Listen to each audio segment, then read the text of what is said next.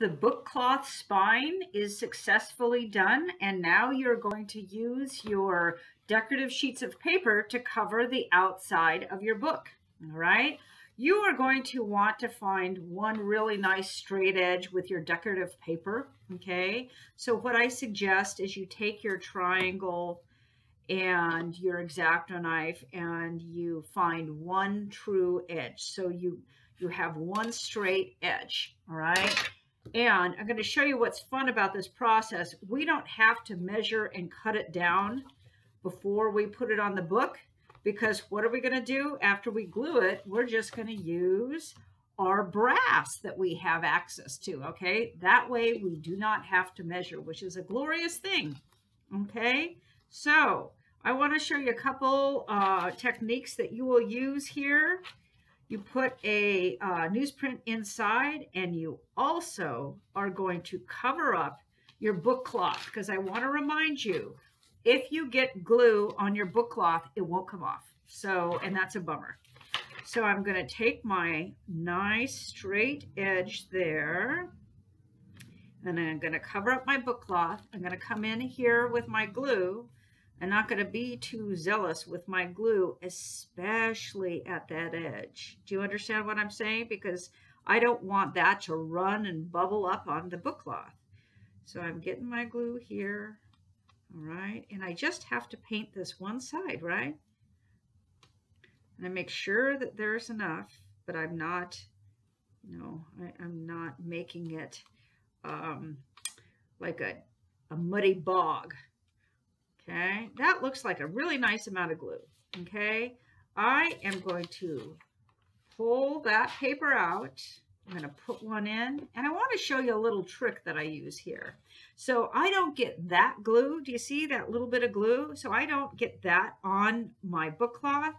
I come in from this direction. So I'm sliding over right there in place. Look at that.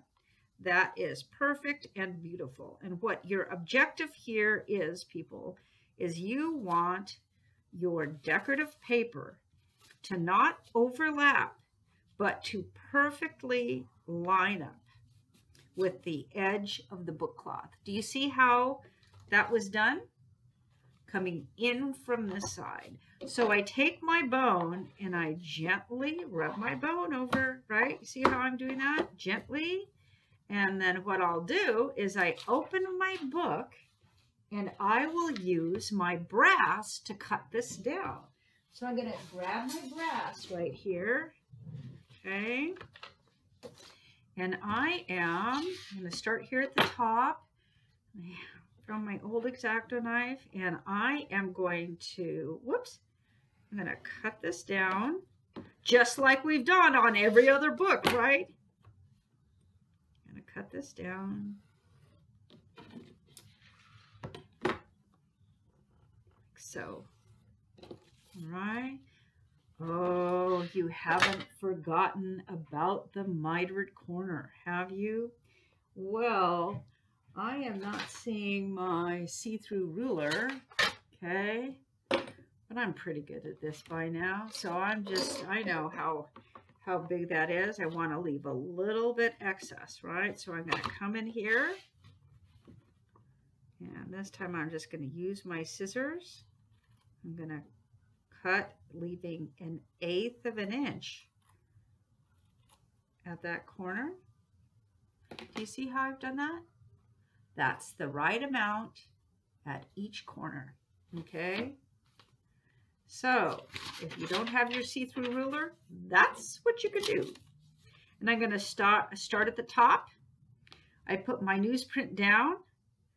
I'm going to get my glue on my paper, like so. I'm going to pull this out of the way. Okay, and I'm going to roll this down and over, like so, right? How many times have we done that? And then, of course, I'm going to take either my fingernail or my bone, and I'm going to nip that little edge in, right? You know how to do that, okay? I'm going to do the same thing over here. I'm going to paint this edge like like so. Not too much, not too little. Gotta get some more down here. Okay, pull this out of the way. Roll this over. Oh my gosh, do you see how beautiful that corner is? It's just, you know, it's giving me job satisfaction, and I could really use this job satisfaction during the time of COVID. Let me tell you, I'm going to nip this in like so, right? Then, whoops, and I don't like that, so I'm going to come back over and smooth that out. Okay, it's looking fine. Yeah. I'm going to come one more time, right? And I'm going to go ahead and I am going to paint this, correct? Pull this away, roll this over. Okay, this one didn't nip quite as nicely. Okay. It's still great though. Come in with my bone to ensure that it's really in place. Okay, wow. Yep, that's what I want. On the outside, I have beautiful corners. I'm using some rice type paper, so it's not quite as smooth. You see I'm getting these little strands off.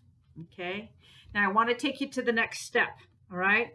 What we're doing is we are going to put your cardstock. This is your excess cardstock. We're going to glue that down, and then we are going to glue your decorative sheet down. Okay, and as we do that, we are going to close the book. We must close the book because if you don't close it, it will glue itself open, which is such a bummer. And I want to show you what I do here. I want to cut down. These are too large. Okay, right now, this cardstock and this decorative sheet is as wide as the outside of my book. And remember how I want 1/8 of an inch in? And we typically want 1/8 of an inch in here. But this decorative paper was just a little bit too short for this cover. We're just going to go with it, okay? So we're not going to cut anything off this side, but we're going to cut 1/8 of an inch off of both of these sides, okay? I want to show you how to do that. You take your pencil, okay, and you take your triangle, and you line it up on your spine side. Okay, that looks good. And then I don't cut that. And I'm going to remember I'm cutting both the decorative sheet and the cardstock. I'm going to lift that up, and with my scissors, not my X-Acto knife, because I wouldn't want to cut all the way through my book. With my scissors, I'm going to cut off that excess. And because it's already sewn and glued in place, I know exactly where it's going to go.